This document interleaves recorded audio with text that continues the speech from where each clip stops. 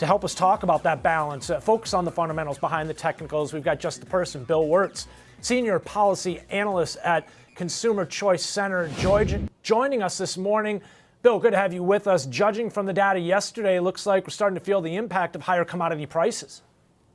Well, since consumers are absolutely feeling the impact of that. And what is interesting in the consumer perspective is that most consumers make choices for food based on taste. They make it based on whether it's local and most of all on the price. And so this has real ripple effects. You can see this with consumers, particularly in Europe, where store-owned brands are more popular and consumers really scrambling to find out what exactly to do about it, but also governments. So for instance, you saw the French government trying to impact retail prices by negotiating with big retail chains. And those retail chains have been passing it on to the farmer, and that has caused farm protests. So this is a big headache, not just for consumers, but also for the regulators to figure out what exactly to do about this. We have big conversations in Europe right now about the food system we want for the future.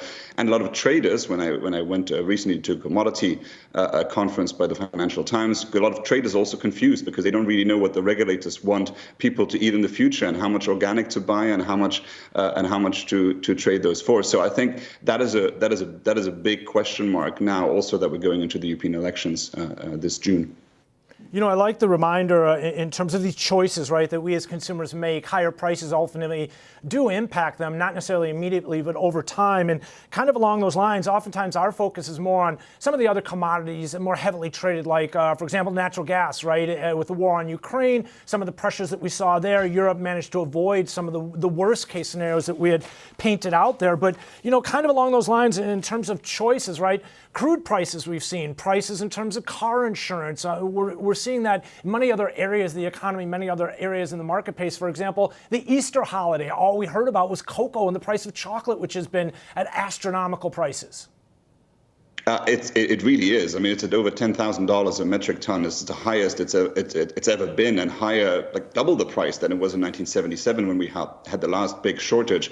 And this is not a war disruption. This is a direct impact of climate change, actually, as Ivory Coast and Ghana are experiencing extreme weather events, and that has a real effect on the price of cocoa, which then has an effect on the price of chocolate.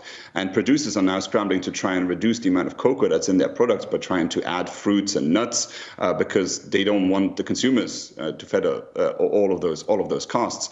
And there's real concerns here. And this is unlike any other agri-commodities, cocoa is very specific because if you have an increase in the price of wheat, you just grow more next harvest. But cocoa trees, that's a 5-year investment before it starts actually being productive. So that's a real concern here because you just don't have that flexibility. Yeah, it's not one of those situations where you can just increase production necessarily by opening up the spigot a little bit further. And we even talk about how that takes time, right? In terms of crude production, for example, it's not an overnight situation, which this all kind of feeds into the complexities of commodities in general. I guess that was my next real question is any relief in sight, right? Because it does take time to get cocoa production to reach the demand or to see it increase based on price activity we've seen. But do we need to see possibly demand destruction in some instances to drive prices lower maybe? Well, the interesting thing is that pre-COVID, the producers were trying to influence the price of cocoa by having an OPEC style agreement where they were going to control prices. But the problem was that with COVID, overall chocolate demand had decreased, and so the negotiating power was once again on the developed countries' side. Now, after COVID, it's going to be interesting to see what those countries are going to do with those increase in prices on cocoa and to strengthen their demands, which is including also increase in the wages for the workers who work on those crops. So that's going to be a big one. But ultimately, these weather events will continue, and scientists estimate that by 2080. Ghana's cocoa production could be in severe trouble. Now, there is good news. Scientists are working actively to work on cocoa trees that are gene edited that could withstand those weather events. But it also requires those countries to be more open to that type of technology, but also the Europeans to be open to the import of that technology, because we've seen that the US-EU trade agreement failed because Europeans were concerned over genetic engineering.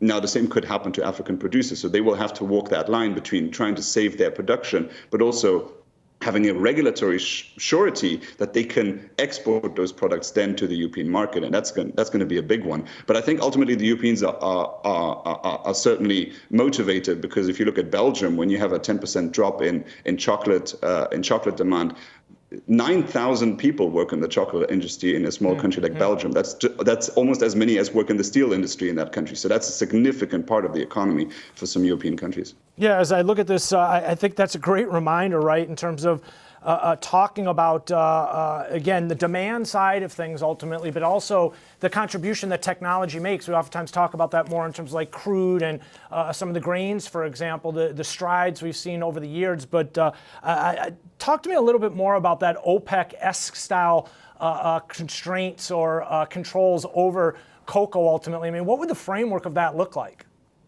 Well, most of the cocoa currently comes from West Africa, and Ivory Coast is a significant part of that trade. Currently, they have floor pricing, which gives the farmers the certainty that what they get for their cocoa doesn't fall below a certain level. But the price fixture had also meant that the farmers don't benefit from the existing now price hike. So what these countries want to do is create an OPEC-style system between each other, where they control the supply and price of that cocoa. But so far, producers, manufacturers, processors in Europe and the United States have been able to undercut them by trying to get individual countries out of line and offering them more. So that alliance just hasn't been able to hold in the same level that it has with oil. So those countries are really struggling to try and make that work. But now they are at a definite advantage and probably smelling the money on how much they can sell cocoa for.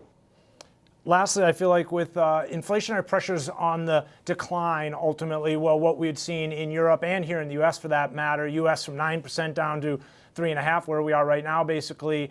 But with that, we can kind of discount any increases on the producer side of things right now. But now that we see commodity prices on the rise, we understand the impact, the widespread ripple effect this has on many other areas of the economy. I'm wondering if we were to get a hot number here in the next 6 minutes, would we be able to discount that as easily? Basically, how much are you focused on the producer side of things right now, considering the complexities and everything we've discussed?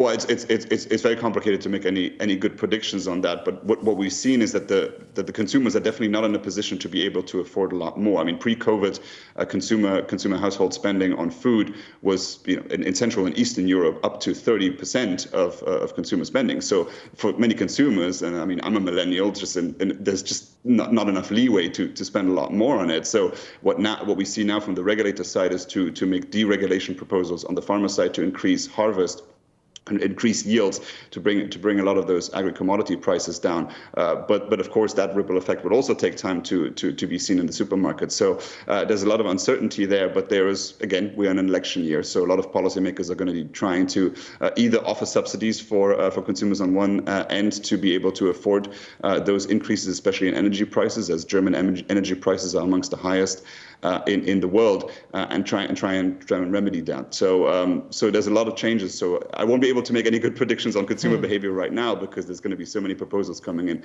before those elections in June. All right, well, lots to watch here, that's for sure, on the demand side, the supply side as well, and again, ultimately the pressures this puts on us as consumers and central bank policy decision makers as well. Bill, appreciate you joining us here. Thanks for sharing part of your morning with us here on the Schwab Network. That's Bill Wirtz, Senior Policy Analyst at, that is Bill Wirtz, again, joining us.